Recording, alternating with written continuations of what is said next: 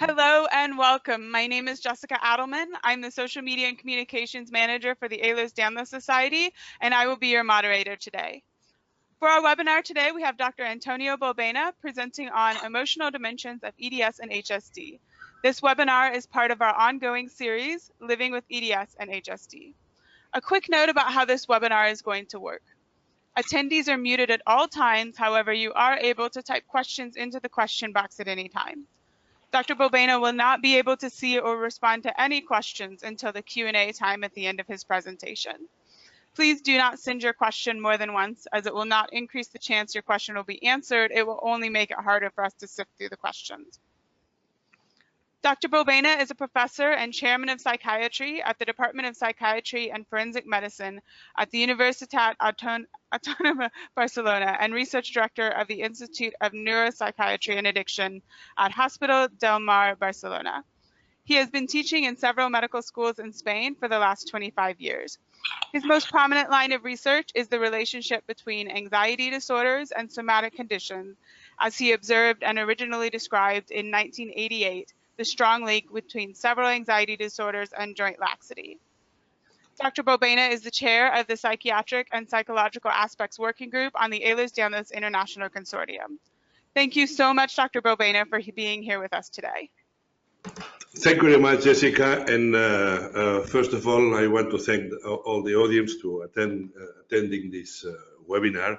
Let me tell you that I was rather fluent in English when I was young, but now I'm a bit, my English is a bit rusty, but I will do my best to make myself understood. The topic that I am going to deal with today will be in 3 blocks.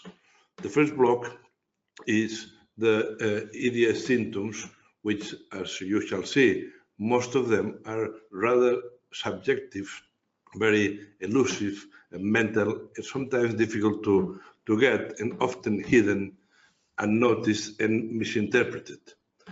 The second block will deal with the presence of anxiety and depressive disorders, which are very common in EDS, particularly anxiety, and they should be identified. And these conditions are not just a reaction to an illness, but they are real illnesses themselves.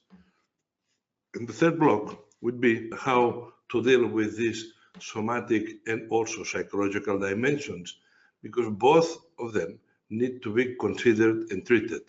So therefore, the efficacy, the side effects, and even the avoidance to treatment has to be considered.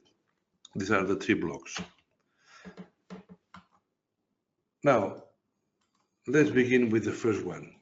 If we make a look at the question 31 of the EDS Worldwide Survey in May 2016, we can see the symptoms that people declare that they are experiencing.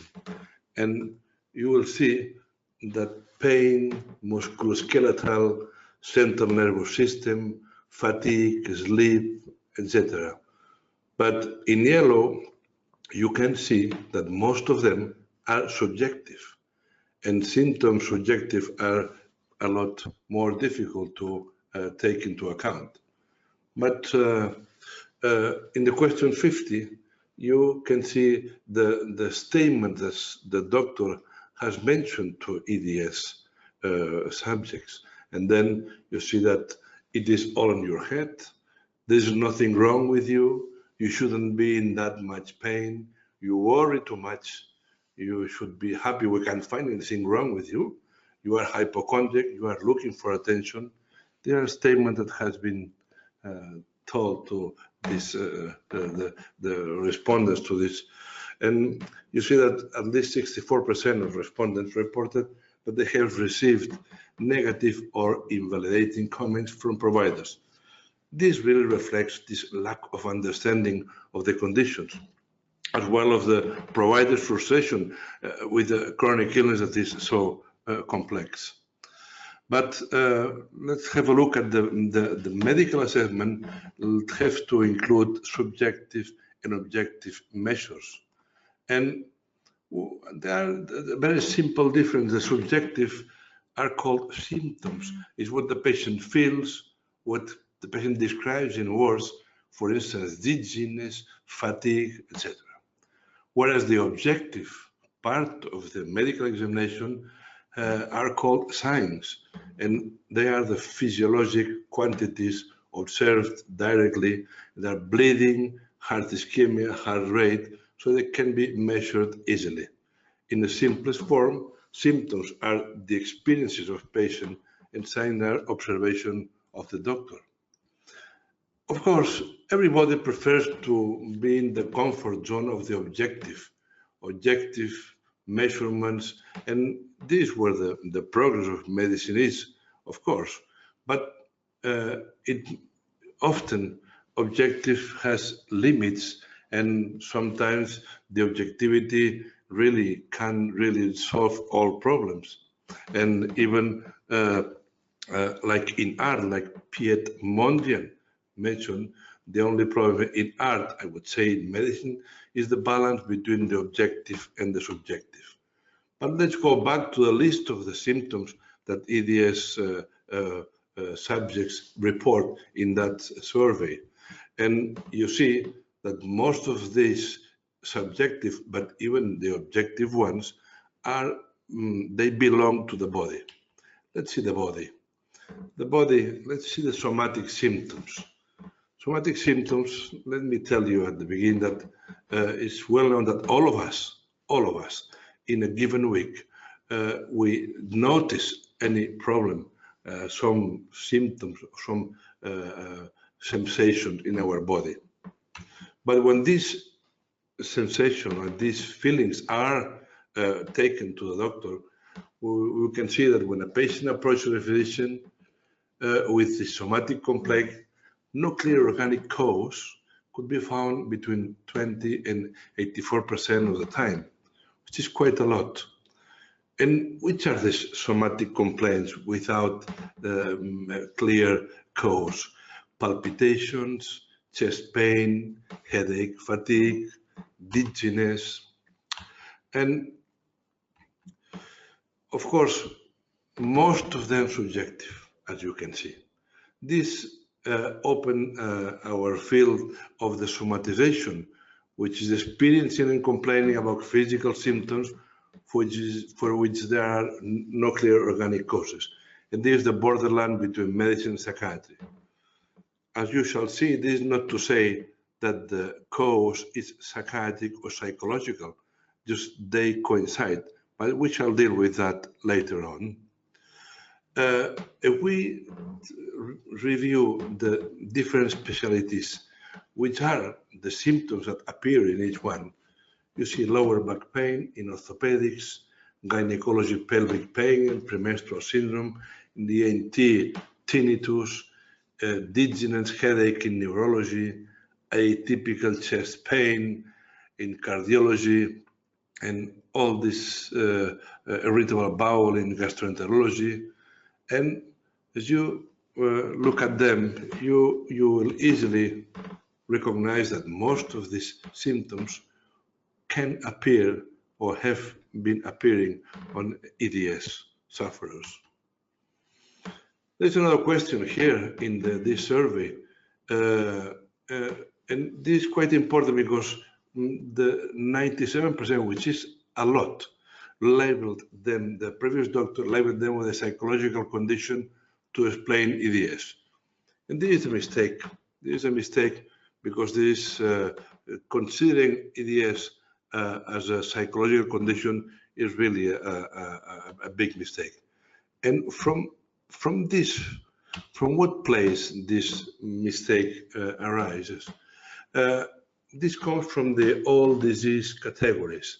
We were taught at the medical school that disease categories can be divided in acute versus chronic, multiple system versus single system, focal versus diffuse, and organic versus psychological. And this is a mistake. We are told that when a condition is organic, it's not psychological, and when it's psychological, it's not organic. And this is very wrong. In fact, with this kind of classification, the problems that we have in clinical practice won't fit with this type of classifications. And like in this man trying to put this blue cube is impossible to classify with this. And even worse, this kind of classifications, the organic versus psychological, in fact, what they do is they pull the rug out from under our diagnostic plans. So we'll never reach an understanding with such a mistake. This has led to the extreme of excess attribution to psychological or psychiatric causation. Professor Claude Hamonet, one outstanding leader in joint hypermobility in Paris, is really very expert on that, has published this paper just warning about the excessive psychiatrization, excessive attribution to psychiatry. And he is right, perhaps too excessive, but he is right. But it's like how to sort this problem out. Well, we can take just a glance of the problem, like this Dali painter when he painted Lincoln. But if you look closer to that painter, if you look closer, you will see that rather than Lincoln, it's Gala who was his wife, and the picture has a lot of details, faces, has a Christ, has cubes, so a lot of details that were not seen at the beginning. So let's avoid a superficial glance or superficial classifications. The reality is more complex, and to say organic or psychological is really a mistake, because both ways have to be combined. Is a mistake take everything for psychological, and it's a mistake take everything as organic. There are two languages that is very important to talk, and we know that not all doctors know how to speak both languages, but the modern psychosomatics, I can tell you, include all signs and symptoms, organic and psychological. This is the way to understand the EDS. And what psychiatry can do in this world is really to handle subjectivity. We are very used to understand subjectivity. We don't need to attribute a cause psychologically in the beginning. We know how to deal with somatic complaints, with medical conditions, with psychological coping. We can detect and treat anxiety and depression, and also we can diagnose and treat autonomic symptoms, sleep, fatigue, and pain. And we are very used to handle psychopharmacological agents, family dynamics, etc., handle chronicity. Not very often we use now the couch.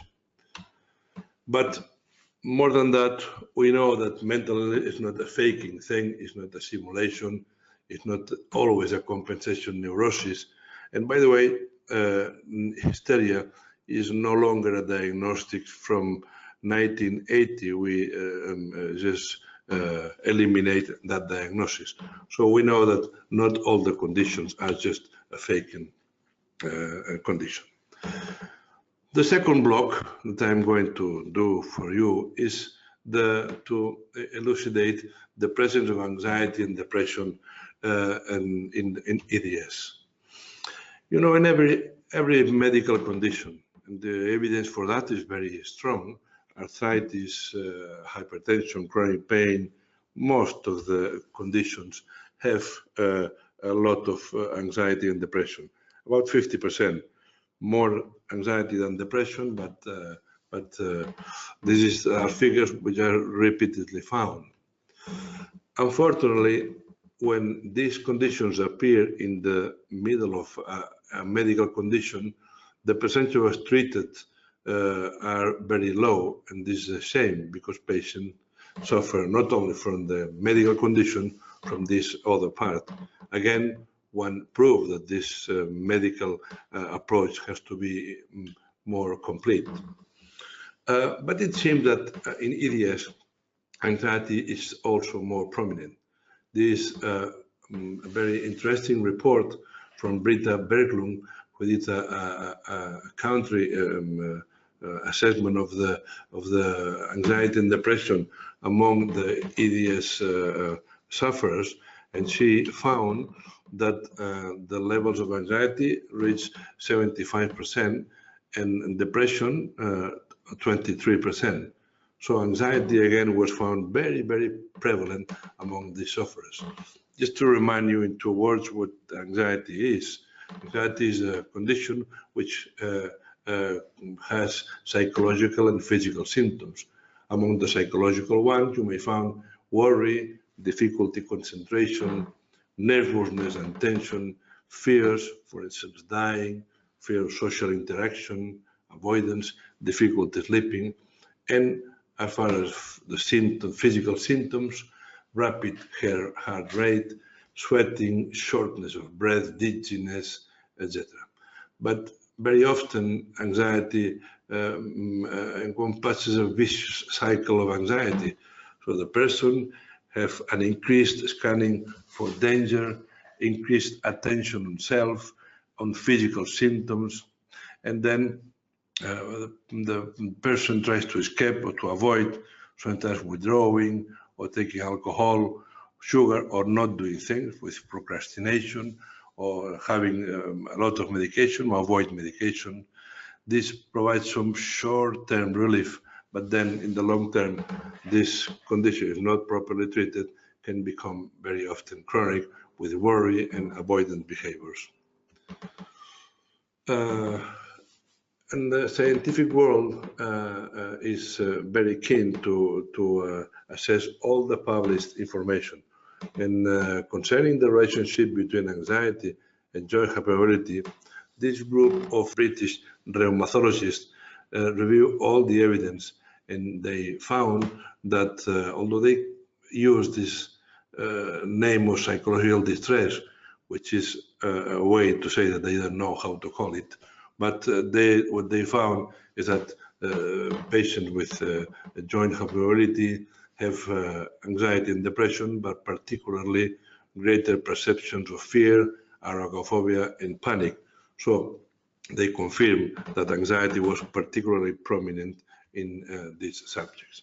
But as Jessica Edelman has mentioned, the relationship of anxiety and joint hypermobility comes from 1988, when working at the Hospital del Mar in Barcelona, we were using this medical record still in paper, and I saw that my patients diagnosed with anxiety also received a particular stamp from Dr. Duro, who was a rheumatologist in the same hospital, and I saw a great coincidence, and I asked him, well, what is this stamp that you are putting to the medical record of my patient? Well, this is the joint laxity that my mentor, Professor Rotes, was teaching me.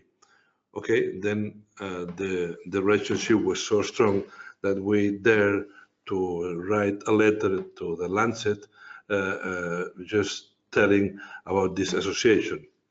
Well, this has been replicated several times, and this was the beginning. And for instance, this made by Dr. Martin Santos and my team, we published in the American Journal that the relationship between panic and agoraphobia and joint hypermobility was really very strong. So it's, in other words, most of patients suffering from anxiety and agoraphobia show features of joint hypermobility. This is what we published in the American Journal of Psychiatry. A question that we also try to answer is, does hypermobility increase the risk for anxiety? And the answer, according to our group, is yes, because we took a general population sample, young ones from 18 to 22, and we followed them up for 15 years, just waiting the incidence of the new cases among this group. And we could measure in which group there were more incident cases or new cases. And among the patients with joint hypermobility, 41% showed in this period features of anxiety and phobic disorders, whereas this was much less in the control group. So the relative risk, which is the name given to the incidence, is 22, which means that subjects with joint hypermobility had 22 times more probability of showing some signs of anxiety. So to summarize all this information, so the presence of joint hypermobility syndrome among anxiety disorders is really very high. More than between half and 3/4 of patients with anxiety show features of joint hypermobility. What about the opposite? The opposite is not that much. So among subjects with joint hypermobility, between a third and half show features of anxiety in some points in their life.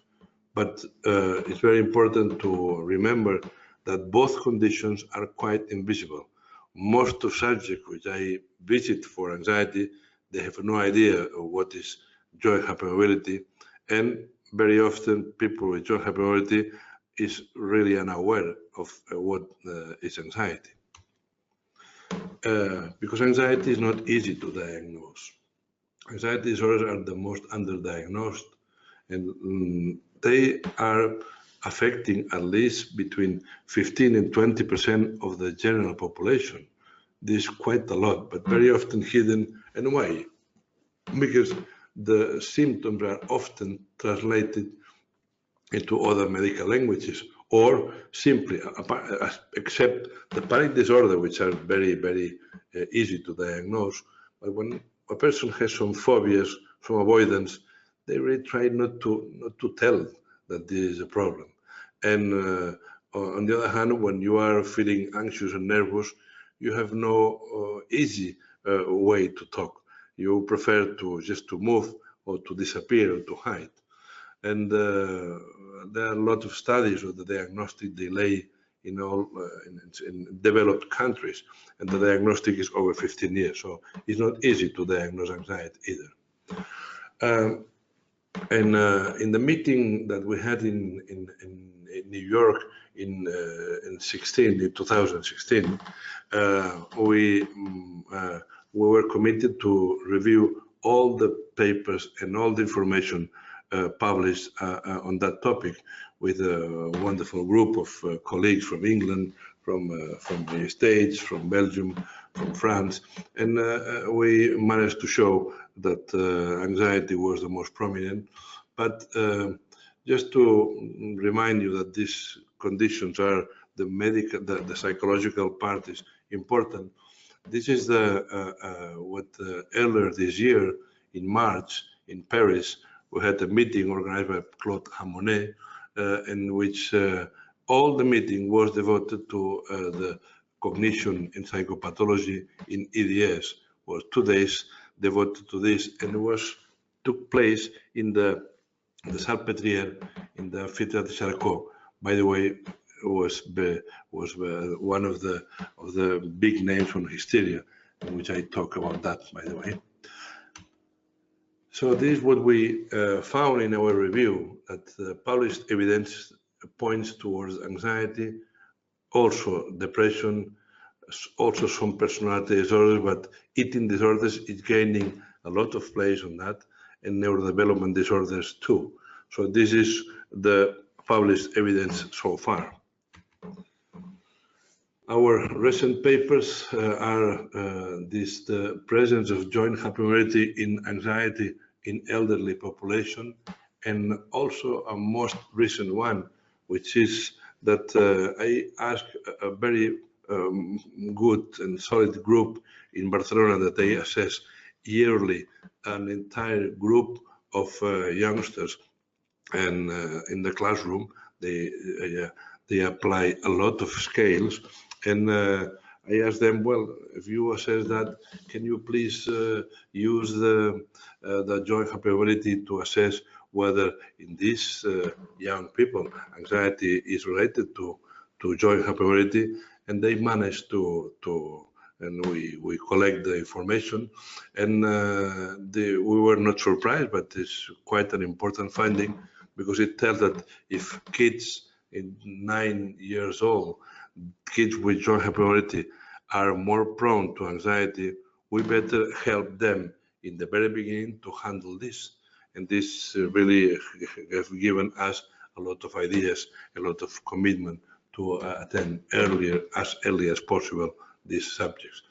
But the main interest now is for me to teach psychiatrists and medical doctors to include these models by which anxiety and joint hypermobility of physical and psychological conditions can be together. And I developed this model, which I will talk to you about later. But what is the origin of this relation between anxiety and EDS? Because we were convinced, and we are, that was a genetic link, and we published a paper in the 2001 in Cell, but and we find that in the chromosome 15 there was a kind of duplication that was the place where joint laxity and phobias were together. Unfortunately, this link was not replicated, but as far as for the clinical part of it, still the relation is very strong. But this genetic link remains to be confirmed. In psychiatry, we're quite used to include a lot of etiological terms: genetics, early experiences, cultural, personality mechanism, neurobiology, relation body and mind. And so therefore we don't need just to have one cause. It is one of the beauties of psychiatry to be able to use multi-channel factors. And when you see where can come from the relationship between anxiety and joint hypermobility, of course genetics seems to be very important, but also the body and mind relationship, the autonomic nervous system, and also some evolution, because we are now studying this relationship among dogs. We are about to publish, and the relationship between dogs with joint hypermobility and behavior has given us some surprises as well. So therefore, if the relationship in dogs is shown, then it's quite unlikely that it carries only difficulties, has to carry some advantages as well. But what are the mechanisms that we can understand between Ehlers-Danlos and anxiety? First, we know that the subjects with Ehlers-Danlos have less proprioception, so less balance, more interoception, more exteroception, so they notice more their body and they notice more the external, the light and the weather, and you have more dysautonomy. We have some brain studies by which we can now say that the amygdala and the insula and the hippocampus, which are three fundamental places in the brain to express anxiety and body feelings, are different. They react differently among patients with joint hypermobility. And of course, the clinical evidence and the epidemiological evidence is really what we can say about this relationship to explain the mechanisms about the relationship between EDS and anxiety and sensitivity. But this has given us a particular picture of being warriors, but also very good warriors, as we shall see later on. Let's go to the third block, which is the interest to treat both parts, the body and the mind, among EDS. First two warning slides about the living untreated anxiety and depression. Anxiety untreated can lead to a lot of problems: work problems, social isolation, social anxiety, alcohol, etc. But also depression untreated also lead us to a lot of difficulties, including also suicidal feelings, self-destructive behavior, conflicts with family, problems at work, etc. So it's not simple, it's not nothing to leave untreated, both anxiety and depression. It really makes a lot of effects, bad effects to the person who suffers them. And here I just put you a quite interesting slide from a web page called Cure Together, which compiled responses from about 11,000 people with anxiety.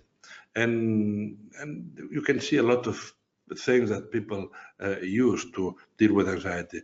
But what really I want to draw your attention to, apart from the medication and psychotherapy and the typical things, a lot of physical things, for instance, exercise, deep breathing, sun exposure, relaxation, running, massage, etc. So a lot of yoga, a lot of body things that very often doctors were not very used to recommend, but they do. And quite interestingly, most of patients with anxiety, they have really, they are afraid, they are reluctant to take medication. However, just to give you an idea, the drugs that we have to deal with anxiety are really quite powerful and very helpful. And both the first line are drugs which deal with the serotonergic mechanisms and also the sedatives. And they have really improved quite a lot the quality of life of most of our patients. And unfortunately, we have luckily very good stuff. And the scientific evidence for that remains very strong. So these studies that really check again and again if the drugs are useful, they continuously find that they are very efficacious, and also the CBT is also a very efficacious treatment. So therefore, we have good tools to deal with that.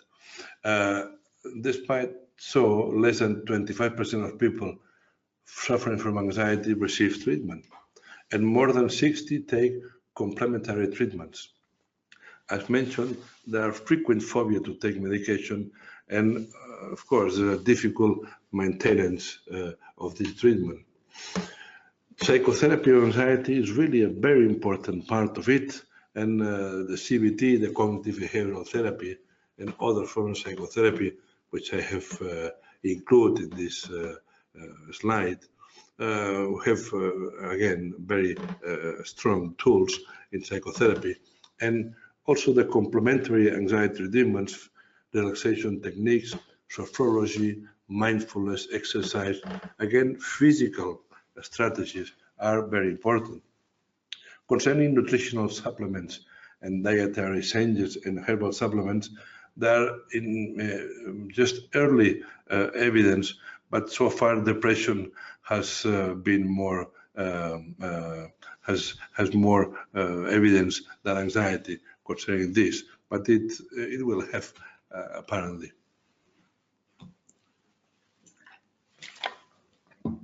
One of the things that we are very willing to propose among medical staff and psychiatry is that to provide models which include physical and psychological parts. For instance, among anxiety, we can see that around, this is a model where I have called neuroconnective phenotype.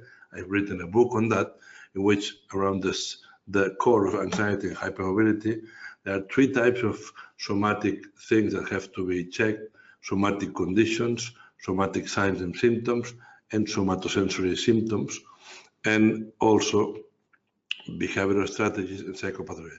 This is what we propose, that as a model for psychiatry and for medical staff to be able to check that. Just to give you a glance of this, the somatosensory is a very neglected area.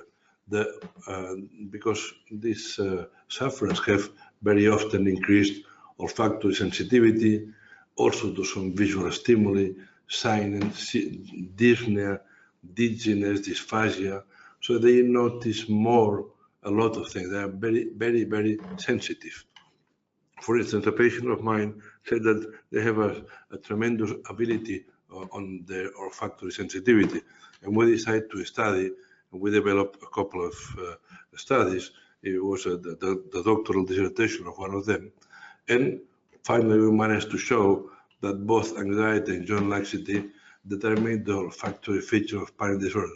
So in this case, olfaction is much, much better in sufferers from joint hypermobility and anxiety than the rest. So this is one of the things that we are learning, some of the advantages, a tremendous sensitivity. Concerning psychopathology, I'm not going to deal with that in detail, but apart from this increased exteroception, so notice the environment, meteorosensibility, etc., more perception of the body, extremely high perception of the body, and these difficulties in balance. From the psychological point of view, it's interesting to see that they have a lot of sensitivity to losses. When they have a loss, they have a lot of problems to overcome that.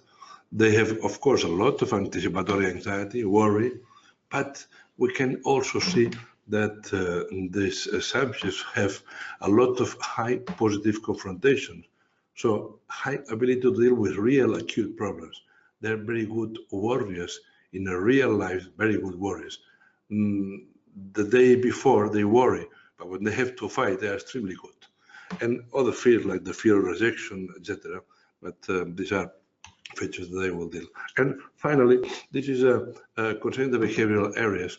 One thing that really draw my attention is that they tend to be, they have patterns of mechanisms that they are identified at the extremes.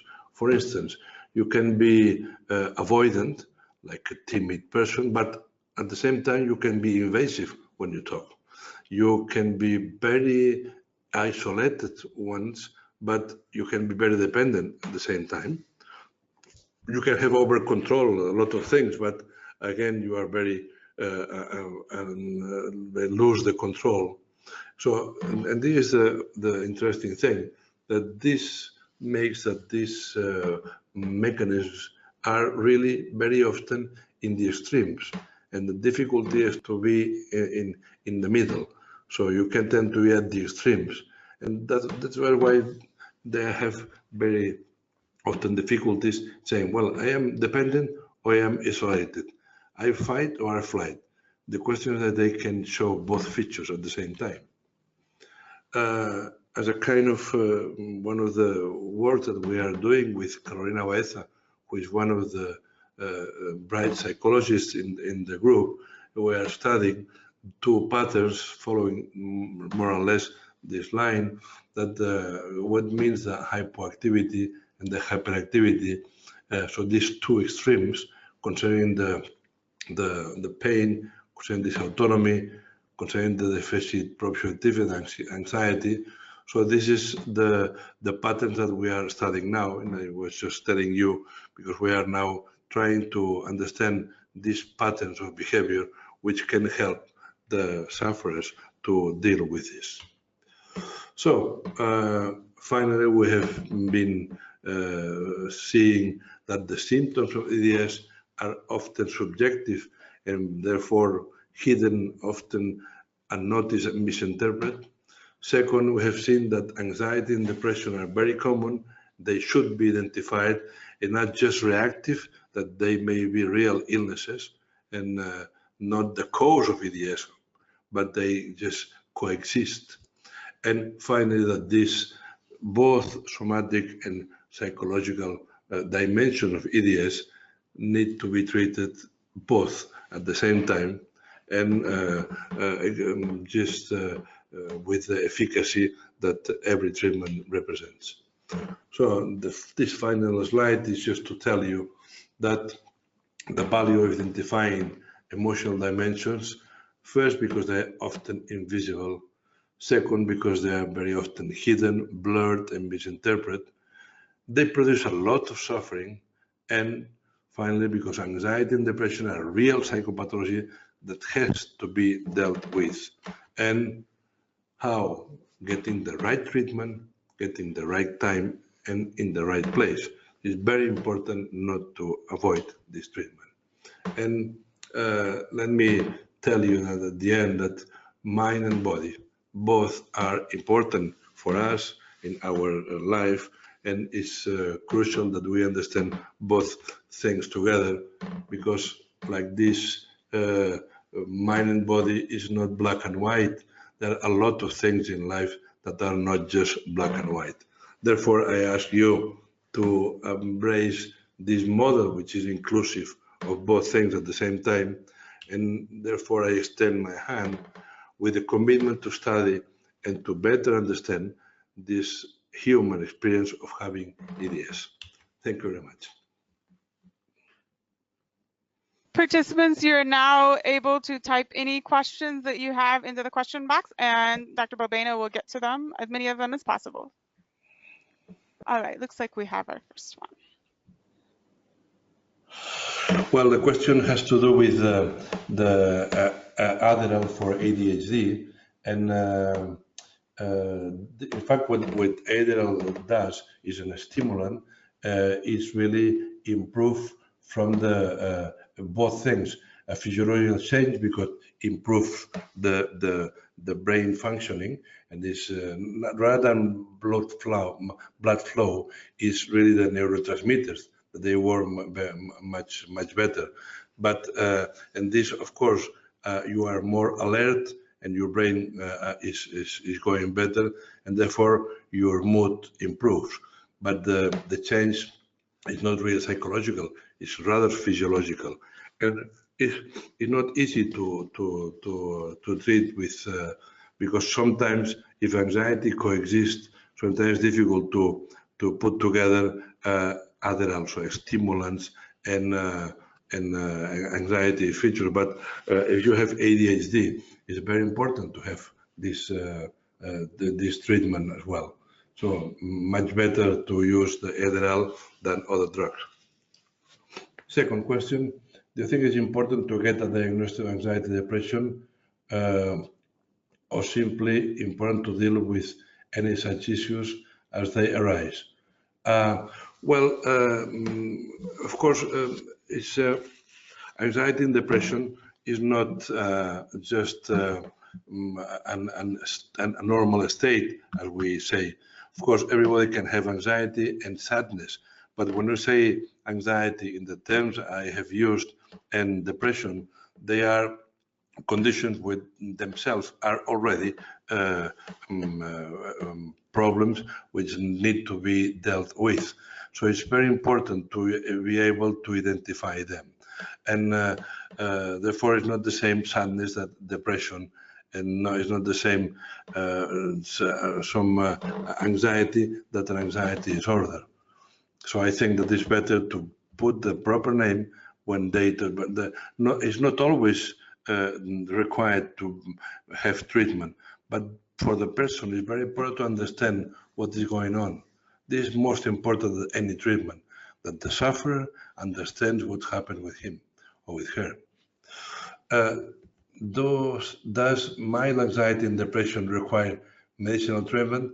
Not really. When it's mild anxiety and mild depression, very often we don't need to use medical treatment, but at least psychological treatment, again, for the person to understand the mechanisms that are affecting him or her. This is very important. No, not always medical treatment is required, but at least psychological understanding is always required. Another question is, to what extent do you think that the autonomic dysregulation is playing a causative? Yes. Yes, of course, it's one of the factors that I mentioned.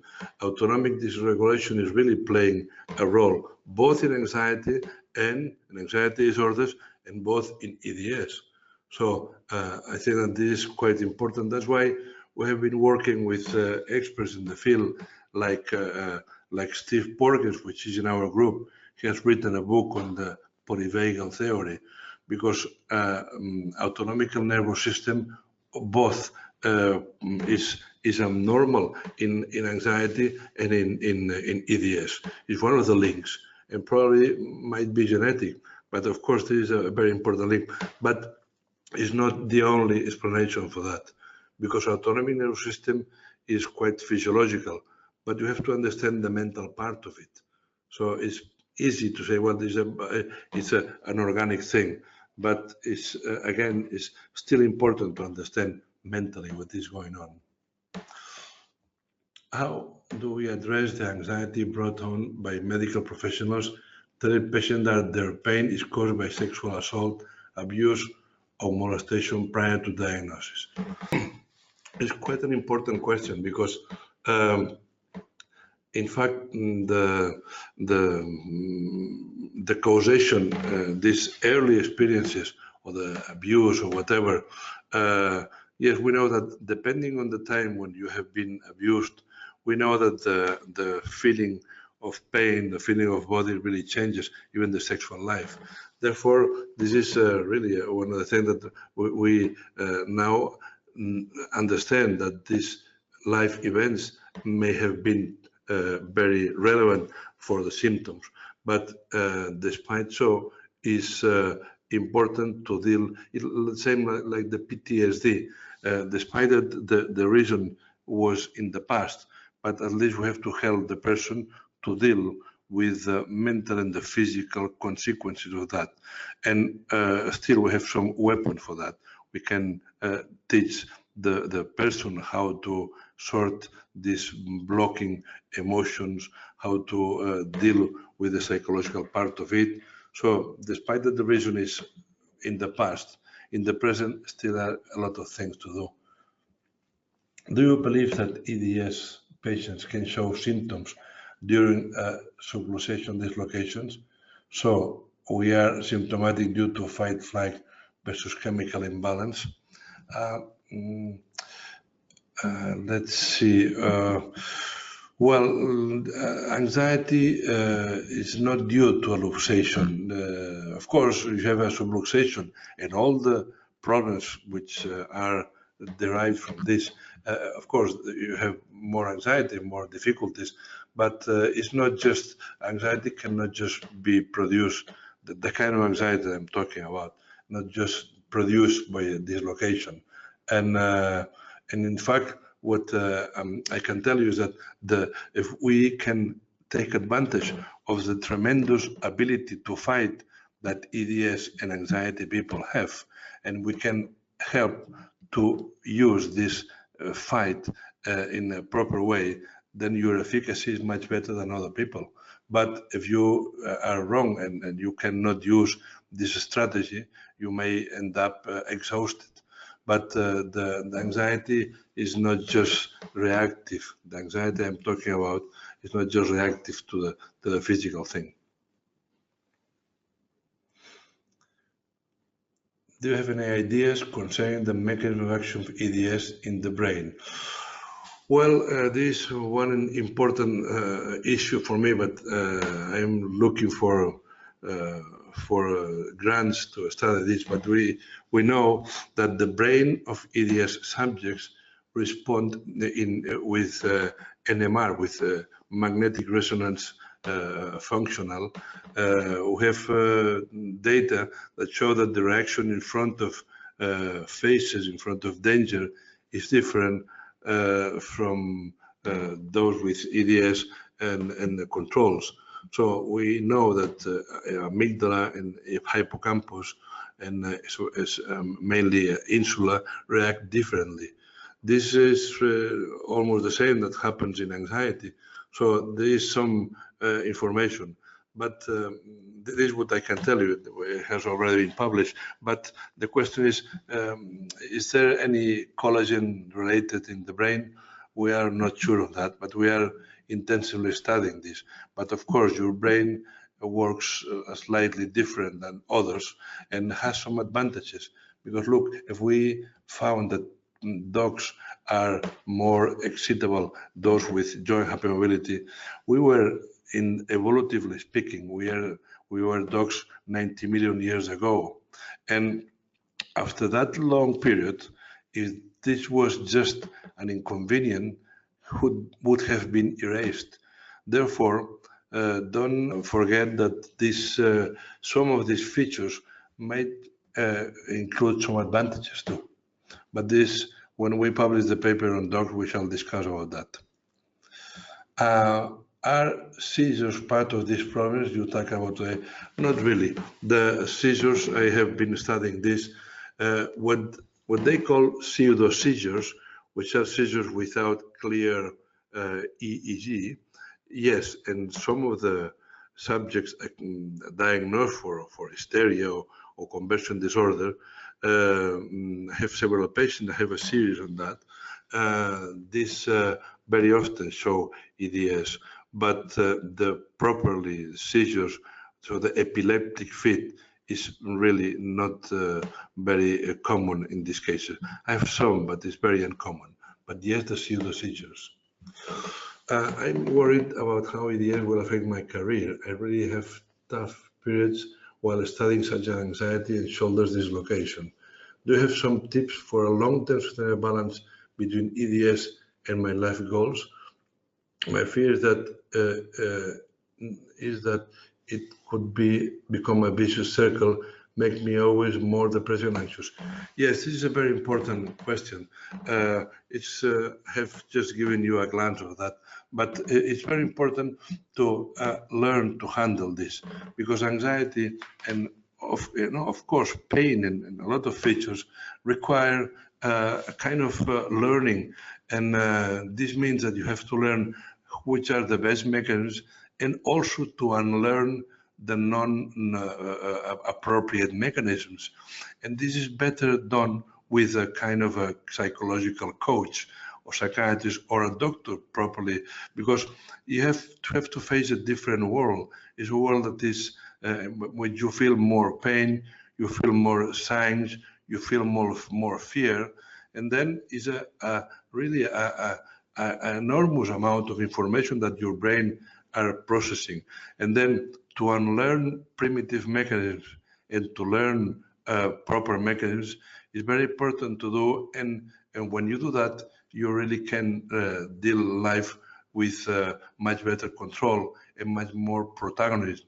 It's very important, really, that you really take advantage of the treatment and the mechanisms that you can learn, and also that you can unlearn. We have a lot of hope for people like you. Do you find a psychologist who understands that psychological issues are secondary to EDS and not causative? No, this is totally untrue. No.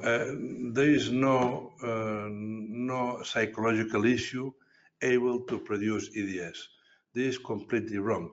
What happens, as mentioned in my talk, is that when a doctor or a professional can really find an organic cause, they jump too early to the misattribution to psychological things, and this is really a mistake. Of course, we have plenty of psychological things that we have to deal with, but there is no way that any psychological cause can produce EDS. This is totally untrue, and it's very important for you to know that, because the psychological only explanation is as wrong as the only physical explanation. But I'm sorry that very often the excessive psychological interpretation has been damaging the relationship between you and your doctors. Can you explain anything about how EDS, mental emotional symptoms, seem to cycle in out of flare and fade? Well, this is very common, especially in the emotional life. For instance, patients suffering from real depression or real anxiety, the symptoms just fluctuate. And for instance, we know that if the patients present 3 times in different years episodes of depression, it's better to hold the medication just to prevent them. But quite often this symptom is fluctuate. For instance, one of the things that I have studied is though seasons affect, and even I published a paper on the weather.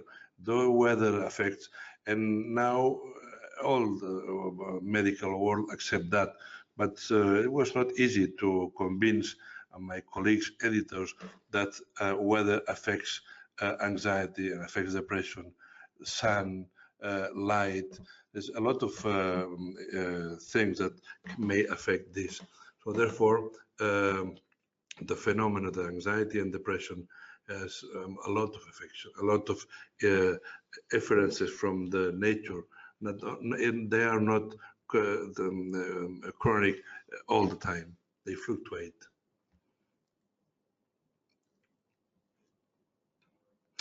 Have you find THC and or CBD medical marijuana be helpful in the patient-driven anxiety?